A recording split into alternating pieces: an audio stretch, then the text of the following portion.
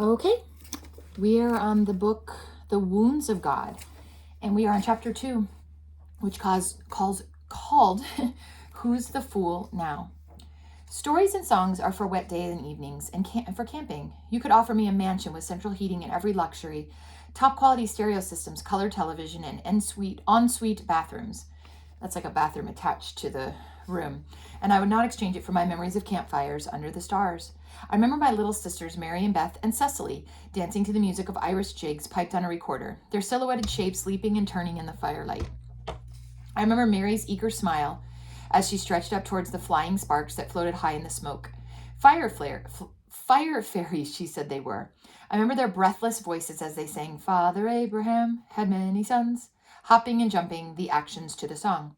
Round the fire, sitting on the big stones that ringed it, were friends and family, mother and daddy, grandma, my uncle and auntie, granddad sitting in his camp chair with a pink towel draped over his head to stop the midges biting him. Familiar and commonplace in the daylight, as the dusk fell and night drew on, they became folk-tale figures, mythological beings from another age. The kindly light of the fire glow hid the irrelevances of whether Grandma's anorak was blue and white or Auntie's trousers were fashionable, and revealed different things, the kindness of Granddad's face and the serene wisdom of Grandma's. Daddy's face with its long beard looked like an Old Testament story all by itself. People think you can see more by electric light, but you can't. You see different things, that's all. You can see to read or do your homework or bake a cake by electric light, but you see people more truly by candlelight and firelight. Technology is man-made and has no soul, my mother used to say. You're a pyromaniac, Daddy would say to her. Candles, bonfires, campfires, fires on the hearth at home. Why can't we have central heating like everyone else? Everyone else? Who's that? Mother would reply. If there really is a faceless gray, they, mumbling, there's safety in numbers, what is that worth to me? I need fire and earth and wind and waves as much as I need food. I'd go mad living in this wired-up, bricked-up, fenced-in concrete street if I didn't dose myself with fire and weather and earth and sea. My soul would get pale and thin. I don't want a pale, thin soul. Okay, Daddy knew when to give in. No central heating. Our camping holiday was an important part of our dose of the elements. We used to go to a place in the Yorkshire hills, sheltered by tall, whispering trees, beside a shallow stream where brown trout swam among the stones under the dappling of sunlight shining through the leaves. Sometimes the sun shone and we lay out on the grass reading comics and books and eating peaches and French bread and chocolate. Sometimes it rained and we lay in bed at night listening to the drumming of raindrops on the canvas, careful to let nothing touch the edge of the tent.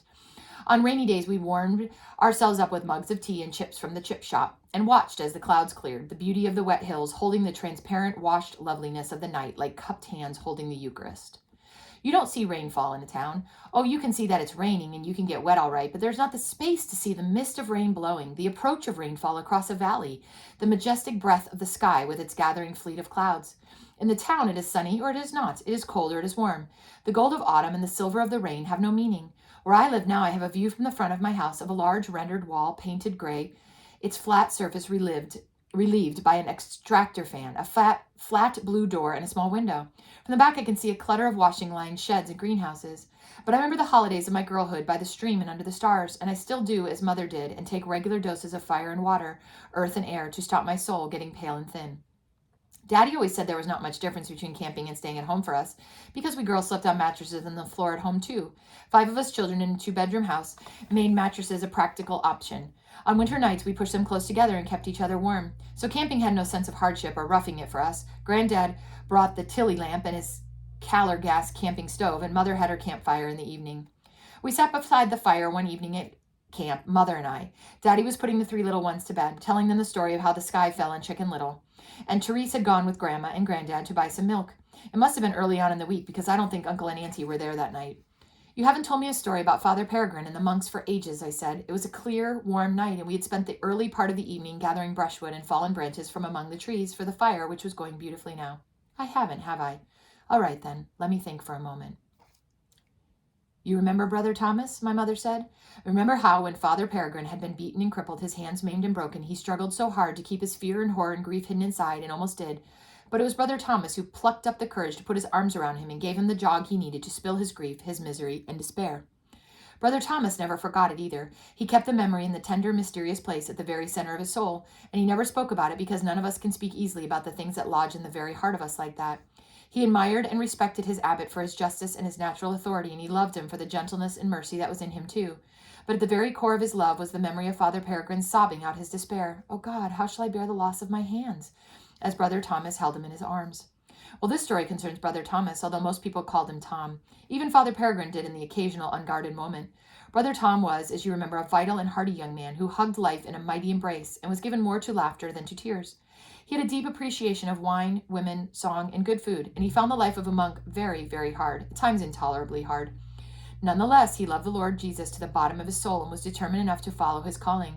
But he did wonder at times if God should ever ask of him that he be removed elsewhere to serve over the sea or in another monastery, whether he could bear to leave his abbot, because although it was his God who called him to the monastic life, it was Father Peregrine who kept him at it, or that was the way Brother Tom saw it.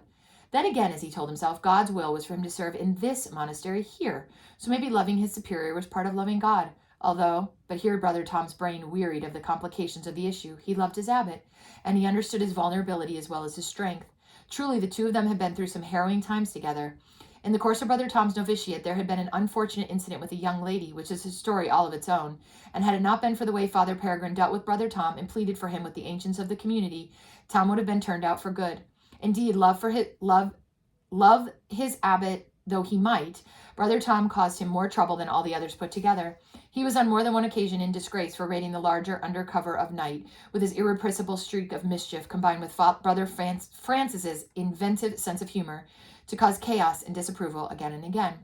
Father Peregrine had so often to plead for him and bail him out, to admonish him, listen to him, talk things through with him, pray for him, and have him beaten, that he wondered from time to time if it wouldn't have been better for Tom simply to call it a day, give up struggling against the grain to be Brother Thomas, and return to farming the land with his family who had grieved to give him up. It amazed them both when Brother Tom at last came to the end of his novitiate, which was twice as long as it should have been because of the young lady, and the community agreed to receive him for life, and he made his solemn vows. Father Peregrine, who did not trust Tom out of his sight for too long, gave him the job of being the abbot's esquire, his own personal attendant. Brother Tom cleaned his house for him, waited on him at the table, and did for him those tasks that his broken hands could not accomplish. For example, shaving him, buckling his belt, and fastening his sandals and tunic. Things went reasonably well for a while after he took his vows.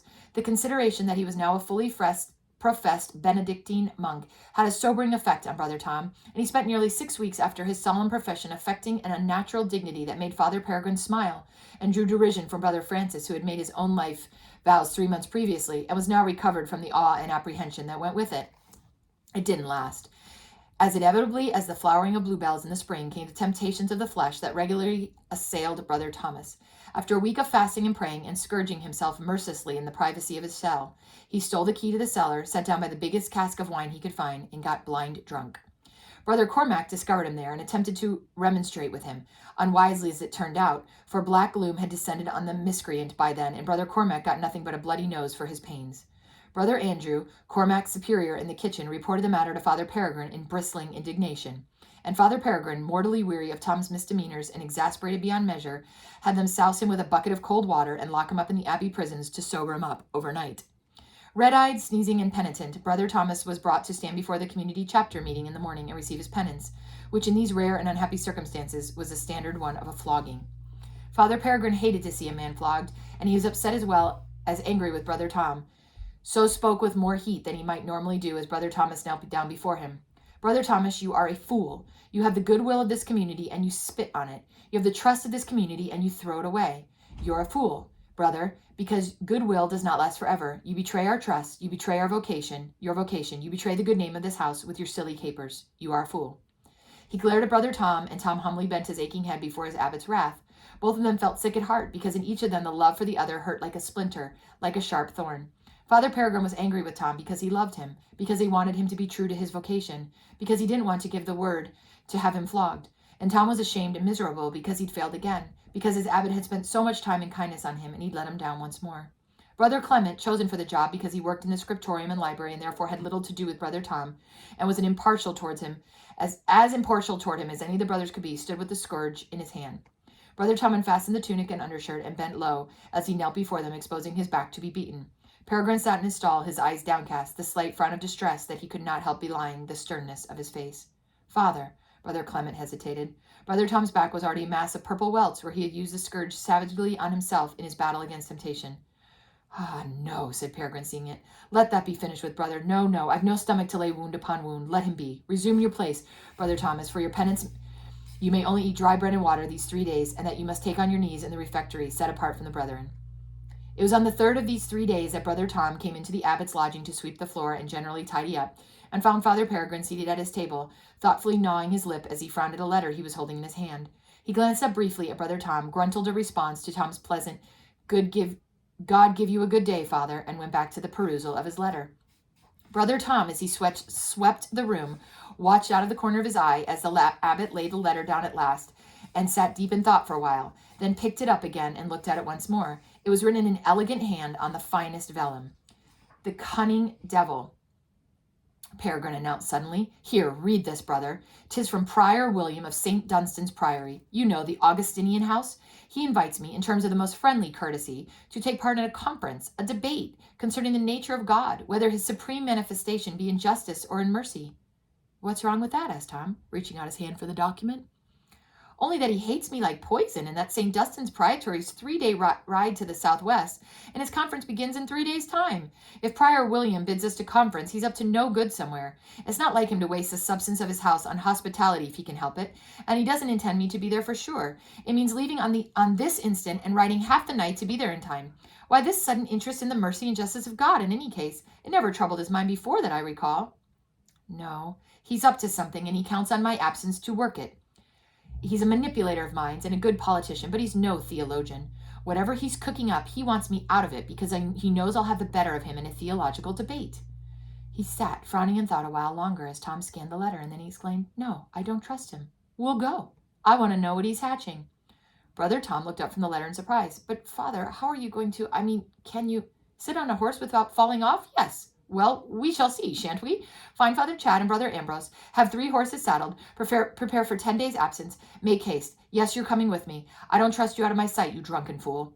The preparations were quickly made. It was agreed that Father Chad, the prior, should travel with them, leaving Brother Ambrose, the wise old cellarer, who was also the sub-prior, to rule over the community in their absence. Brother Peter, who cared for the horses, considered Father Peregrine's situation carefully. "You've been a good enough horseman. It'll not matter about your hands, but can you grip with your thighs? These 2 years near enough, you've been limping about on a crutch. Your muscles will be wasted. Not only that, but that stiff knee. I'm not sure. Better not to arrive plastered in mud, I would imagine. How do you feel about being tied to your saddle? No, don't answer that. I can see by the look in your eye how you feel about it. Would it not be for the best, though, truly?" They did in the end strap him to his saddle as well as they could, and by noon they were on the road. They rode late into the night. The first night, slept under the stars in the lee of a hedge, and were on the road again before first light. The second night they begged food and lodging of a house of poor Clares, who received them with warmth and kindness. They ate a hearty meal in the guest house there, and finished just in time to join the sisters for Compline. As they made their way to their beds, Brother Tom broke the great silence to whisper, "Shall I not attend to your hands before you go to your bed, Father? Brother Edward has given me some oil, and said I mustn't forget to massage them every day. I neglected to do it yesterday. Will I not see to them tonight?" Peregrine shook his head. "Not now. We are in silence, and we need all the sleep we can get. We must be away early. Thank you, but leave it." "Father, leave it. We are in silence." With a sigh, Tom abandoned the conversation. He knew his abbot well, and had seen how his proud spirit had balked at being tied to the horse like baggage on a mule. Peregrine had been touchy on his dignity all day, and was not about to have his independence eroded any further. He carried himself stiffly, and Tom guessed how the lame leg must be aching. Father Peregrine had not ridden since his leg bone was smashed. He looked weary. Tom glanced at him anxiously and tried one last plea. "Father?" "No." And they went to bed. And I'm going to stop there for the first part of chapter 2 from the Wounds of God. And that chapter is called Who's the Fool Now?